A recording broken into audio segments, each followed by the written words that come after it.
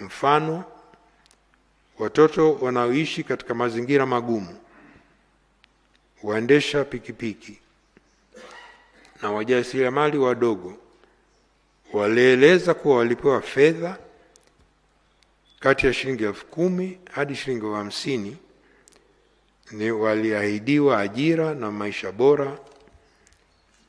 Ilielezwa zaidi kuwa kuanzia tarehe 12 Oktoba mwaka 2025 hadi tarehe 28 Oktoba waliwekwa pamoja kupewa mafunzo, kuandaliwa na kuhamasishwa kuwa sehemu ya kuanzisha na kushiriki ghasia siku hiyo.